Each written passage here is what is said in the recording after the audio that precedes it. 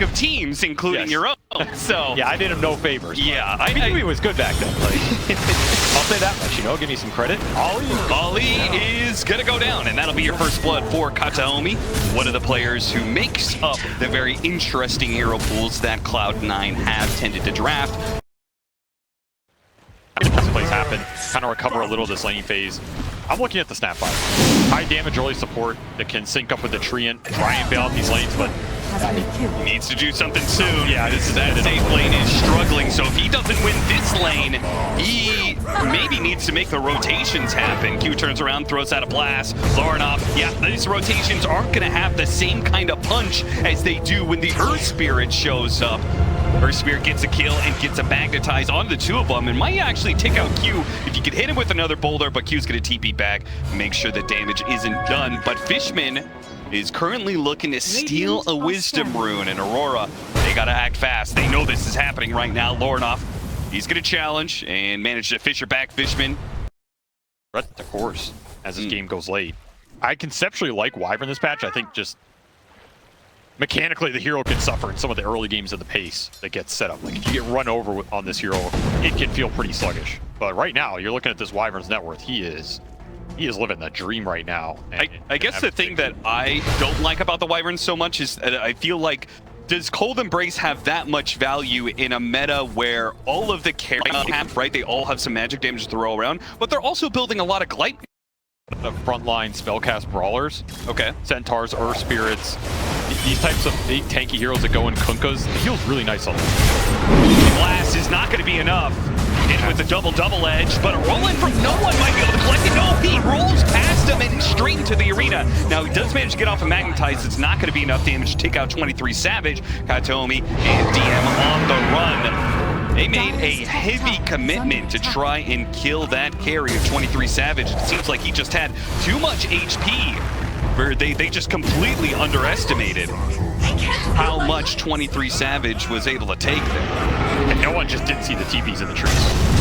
Just goes into his own demise as they're going to pick up Kataomi, lay him and spew his corpse over the battlefield here. Very pivotal power rune as well for Laurinov. He's had power rune control, and it's done a decent amount whatever he wants. Man, look at the efficiency here. Cloud9 stacking up in multiple areas as the 14-minute mark approaches. While they're still making plays here, no one's going to be able to roll away as the song comes out from Fishman. They also have a shield rune. DM, he doesn't approach, they actually wait for the curse. That's what they're going for. They do hit the arena, but inside of the arena is this eclipsed up Watson, who looks to finish off Laurinov, and he's got him dead. Just couldn't do anything there with the shaker. Just kite it out constantly. They'll collect the extra kill, and Ollie cannot run for his life. Dream Protector being far too slow for that. Man, I always forget that new curse has Dispel built into it. I think Laurinov felt a lot more confident with Shield Rune sitting on top of there, and then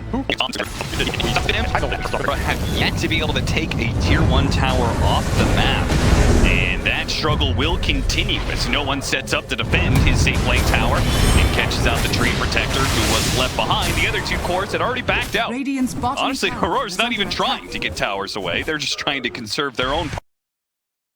Like, you really need to go late with this hero, and I think another big component is you need a lineup that utilizes it well. And there's a lot of pieces of that to figure out as Ollie's going to drop. Like, you need frontline for this hero, which I think sometimes is missing. You also, I think, need other heroes that benefit from the Solar Flare. Like, I don't think you want a lineup with Mirana where she's the only one using Solar Flare in a fight. And she doesn't have that in this game, right? Like, really. And it's not for the Luna. Well, Naga also is good at it, although Watson going to get jumped. I mean, he does have Aegis here. He managed to get off the Lucent Beam first, and yeah, he's got a BKB and an Aegis. This is really just not a good target for Aurora, but if they can get the Eclipse off and still not lose anybody for it, well, backside of the fight, dead. They are still going to go and engage on the heroes first. Right as 23 Savage was trying to go for the backline supports. He's still going for it, but now the Cold Embrace is going to bail out Kataomi, and this Mirana is in trouble now as no one's going to try and hunt him down. He got the support, yeah, that he was searching for. Kataomi finally died, but look at, yeah, DM recognizes Kataomi completely saved. Right, inevitably difficult to team fight into. They're going to find no one. Oh. No one on the high ground. Spotted with the kisses. The spear goes out. Does manage to stun him while keeping him there in that spot. The kisses will not be enough damage, but the Echo Slam is. And he went for Fishman too. So he's got him down to half HP. The Stampede's going to be used in the arena. Catches Fishman before he can slip away into the river. No one's not happy about that play at all. That clip did him no favors. Just gets 5-second arrowed, and you're sitting there getting pissed on the whole duration of a song. Basically the best type Sean play. He love the Marana here. Might have to settle for support, and they'll take it. Nothing bad about this. Get to control some of the map some more. This 23 Savage's arrow Gleipnir play is just really not lining up for him in this game so far. I mean, you know what he's doing, though.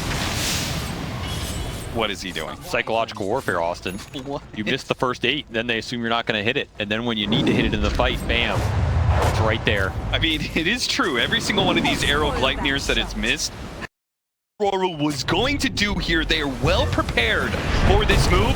They're going to get spotted. No one's going to break the smoke. Doesn't get hit by the arrow. Once again, another miss. jabz, BKB, and instantly goes for it. Goes straight to the Luna. They have to be able to break it out here. There's the curse and the embrace resetting, and Watson, now he has a chance to be able to both use his Manta and his Satanic. This is not a carry that's going to be brought down early. Lornoff goes for the kill onto the Winter Wyvern and tries to jump away, but he's still caught in the area of the Eclipse. Watson brings him down and looks for the enemy carry 23 Savage, who is out of lead charges, and one loosened beam cuts down the rest of his HP. Oh, beams are so deadly, man, at this point in the game. They just do so much damage with the Conda on top of all of it, and I mean, that fight was maybe not the cleanest for Cloud9. I think Aurora got a pretty solid jump, but Embrace, man, just bails this Luna out of the one-on-one against the BKB Marana, and there's nothing 23 can do but look on as Watson prepares to come out of it and heal straight back up. No one will sacrifice his life, but that is a team fight win that Cloud9 are happy to take here and push base with it. That'll be a lane of barracks, and they can back up to do Roshan kind of at their leisure. And if Aurora want to try and take another Roshan engagement, by all means. Cloud9 are actually not going to back up. They still have 30 seconds left for 23 Savage, so they'll go for a second lane here. I mean, Aurora missing ults. Next team fight is not necessarily easy if Cloud9 want to commit for another lane, but safe play is go Roshan here. You just got a lot of big items. Shiva's on the Earth Sphere, Greaves for the Naga, BKB for the Winter Wyvern. 3 very strong defensive items just arriving for Cloud9 here. Why not continue the siege? No Echo Slam. jabz. Marana. He gets spotted by Kataomi, so he's not going to be making any initiation anytime soon. It's Blink Dagger put on cooldown by the hits. It looked like a fissure in a spear back. All 5 heroes back up. They don't go for the spear back at DM. Oh, he hits the back line with a beautiful stomp, and no one rolls in after him. It's a beautiful magnetize on the board. They almost managed to burst down Watson. This time 23. It was much closer, but 23 Savage jumps after him, and he's not going to get it. He turns to kill the support, but his life is forfeit in the process. Yeah, just beautifully interrupts that entire engagement for Aurora, and the spear back is nowhere near clean enough. That is just the game, I think. These glaives are just going to rip through your face. Man, Cloud9, I mean, this is a team that when they get their lineups rolling and this ball starts to hit, it is very difficult to take the 5-on-5s. And I think we saw the frustration in the team fights here from Aurora. There were glimpses of what their lineup can do, but ultimately, you're just fighting into so many saves, so many resets, and Luna, her early game was so strong that the long-range initiations, Wind Ranger has stuns by Gleipnir. You're really low on lockdown this game from Aurora, and that's a little concerned. jabz has to have a great game. Any final thoughts for you, Winter? Yeah, I think that pretty much sums it up. They are very greedy on their mid and carry, so the offlaner needs to do so much this game, and if he gets... That is a consumable that is now gone. If you can get these stacks into the SF, that could be a difference in this mid matchup. Like push him ahead of the storm, get him to... I don't know exactly what you're looking for this game. It'll be interesting to see if Lornoff goes more for like a tanky or right-click frontline, just, you know, damage dealing SF, or if he wants to go for something like a Blink Yules, Kaya, Yasha type deal, and maybe try and catch the storm in the fight. jabz trying to fight his way out of the cogs. He has triple bracer plus a chainmail here, so he's pretty tanky to the physical damage, but the magic damage that is being provided by the Storm Spirit with the extra shield rune allows him to freely dive the tower. And I think he was thinking about going for the Wisdom Rune, but ultimately he wouldn't have been able to do so as Lornoff has counter-rotated. On the other side of the map, he did have an attempt by Ollie to steal the Wisdom Rune. Katomi did manage to out-click him though. Got a blind waveform. Cloud9 fight into you instead of the other way around. So, I don't know, man. I mean, you have 100 CS Morphling basically out of the lane, so you have to be relatively happy with that. Yeah. Dire's top tower is under attack. Jabz, triple bracer, and a blade mail. Meaning that he is just tough to get out of the lane. He's going to be able to farm a lot, and he's going to work towards his blink dagger next item. Ganked up here. Ollie trying to burst him down, not let him get out the repel, but he does manage to get off his full swing of abilities, and that ruins the initiation from Cloud9. The team fight goes against them initially. DM in the back end does mean Aurora. Oh, they got him on the last toe. Can they kill him though? Not with the barrier put out by the Tinker. It's going to be jabz who dies instead. Q, as well as 23 Savage are still trying for it, but he had enough mana that no one is able to zip down the cliff. A fear goes out. Lornoff trying to blow off Watson. Not enough damage. The neutrals almost finish him off. He went down to like 2 HP. That was crazy close. I honestly don't know if he would have. That was a little close. Hook shot. The SF. Gotta be the target here. The Stampede cannot get him out in time. Ollie. Split focus, right? He's sitting on the Morphling, which leaves the SF available for the go. That's why no one TP'd away from that situation in the first place. They saw 23 Savages farming up Ancients. They saw that the Omni Knight was with him, so that leaves the SF the perfect target to go for. And march the machines and barrier over and over and over again. The Omni Knight. Yeah, good kill. 23 Savage cannot protect his support. Trade his life for an observer reward. 23 Savage says that's a fair. Radiant's middle tower Regen is Rune's under gonna attack. get no one straight back up the full here, so they can keep looking for plays. Out on that one. 4-man here. 23 Savage is going to show on the wave mid while the other 4 make a move and catch Fishman.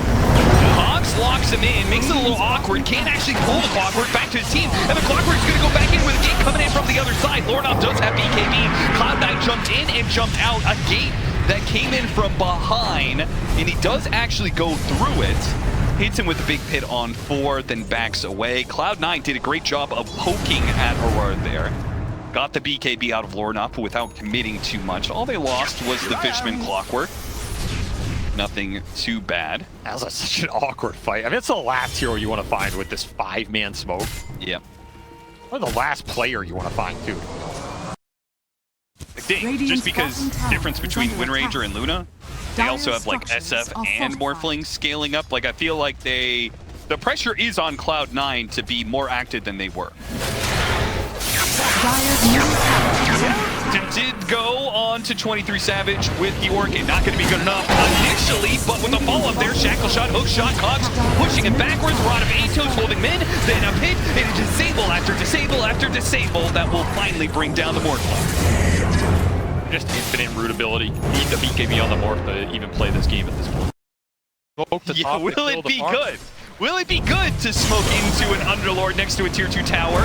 Is Cloud9 going to rotate back to it? No, they found something else. They were also making an aggressive get over into the Centaur, and jabz is going to be able to get off his full to get spell team. May still be dead, but his team is coming into it. Fishman really goes and hits the hook shot onto the Omni Knight. A Requiem goes down, but most of the Cloud9 heroes have already popped their BKBs and backed away, and they're trying to get 23 Savage. Big burst of damage though, brings down no one. A 2-man hit a shackle, that finishes him off. A big crit from Watson. Nails him right as 23 Savage is looking to wait for him away, and another room comes out. The SF, we talked about it, once the BKBs are down, there is exceedingly infinite number of disables. A shackle shot that lands. Can anybody stop Watson?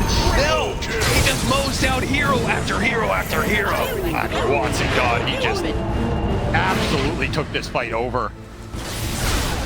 I'm not even sure if that crit went the John, no chance for Guardian Angel. That was huge. Or any purification saves. That would have made a world of difference. Is he 20 Savage? Pops with him? What, this crit just went? I don't even know. Like, did it timed out or what?